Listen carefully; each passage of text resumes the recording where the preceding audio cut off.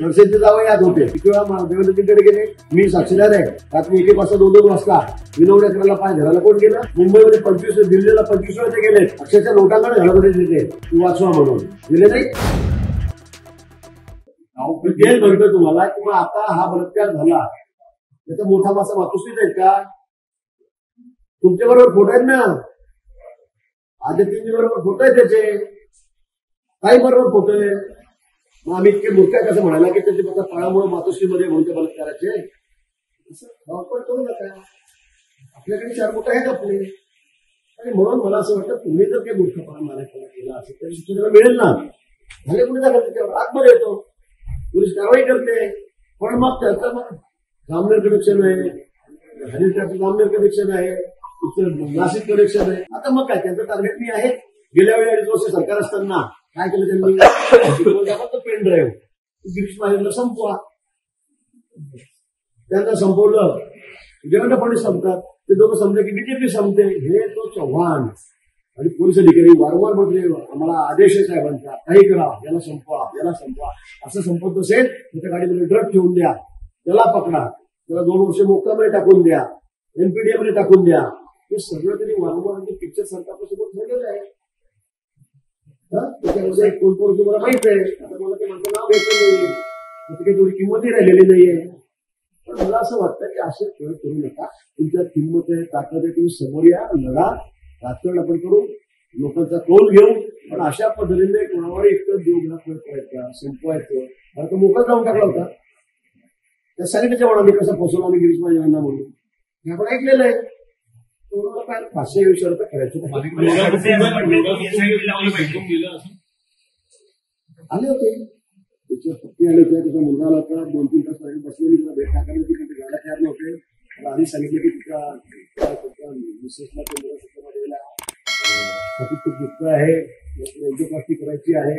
एवढी 5 मिनिट त्यांना भेटलो. मी त्यांना सांगितलं मी यामध्ये काहीही करू शकत नाही, मी मदतच करू शकत नाही तुम्हाला, कारण त्यांनी जे काम केलेलं आहे ते इतकं चुकीचं आहे, इतकं गंभीर आहे की मी त्याला मदत करू शकत नाही. असं जो अडचणीत आहे आता त्याच्या घरच्या लोकांची काही चूक नाही, त्याच्या मुलीची चूक नाही, त्याच्या मुलाची चूक नाही, त्याच्या बायकोची चूक नाही.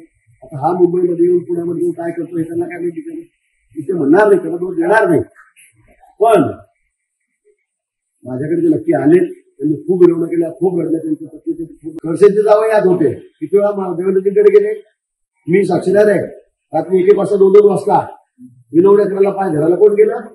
मुंबईमध्ये 25, दिल्लीला 25 वेळा ते गेले. अक्षरशः लोटांकडे घरामध्ये दिले तू वाचवा म्हणून दिले नाही. आता इथे झाली मुरुमची रॉयल्टीची, कोण गेलं दिल्लीला? तुम्हाला चालतं का गेलेलं? तुमचा आमचा संबंध काय? कशा गेलं? या पुढच्या काही गोष्टी आहेत. पण मला ते बोलायचं नाही, कोण कुठे आलं, कोण कोणाकडे, माझ्याकडे कोण आलं. मला जो अडचणीत माणूस आहे तो करणार आहे, जातो. त्याच्या घरचे लोक त्यात दोषी असं आपल्याला म्हणता येत नाही. पण त्याचाही करायचा कावळा करायचा. आणि गिरीश माझ्याकडे ते गेले होते हो ना बाबा. आता ती बाई इतकी रडत होती की मलाच बघून केळ दिली, काय करावं म्हणून. पण ती शेवटी त्याची मुलगी आहे, मुलगा आहे, वाटतं सगळ्यांना. तुम्हाला तेच वाटलं होतं, तुम्हाला नाही वाटलं का? तुम्हालाही वाटलं होतं एसआयटी करा म्हणून. मग त्यांच्या मुलाच्या बाबतीत सुद्धा त्या लोकांनी तेच म्हटलं होतं 3 वर्षापूर्वी की त्याचं आत्महत्या नाही, ज्याने खून केलाय त्याचा, ज्याने डोक्यात गोळी घातली, इकडनं राईट हँड पडतो, तिकडनं गोळी घालतो, इकडनं कशी काय गोळी जाते, अनेक प्रश्न उत्तर मिळत नाहीये. उत्तरही आहे ते प्रश्न.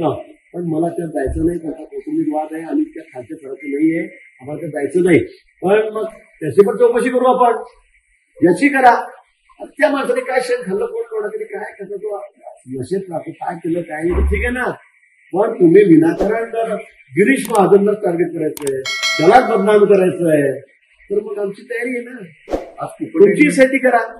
आज कृषीमध्ये कोकटेंनी प्रेस घेतली, त्या प्रेसमध्ये त्यांचा दावा आहे की विकेट चुकीचं केलं नाही आणि माझ्या राजीनामा देण्याची गरज नाही. त्या बाबतीमध्ये मला वाटतं मान्य देवेंद्रचे आमचे मुख्यमंत्री ते निर्णय घेऊ शकतील. अजितदादा आहेत, ते त्यांचे नेते आहेत. आता काय खरं काय खोटं याबद्दल त्यांचं म्हणणं की ते चुकीचं आहे काय ते तपासलं जाईल.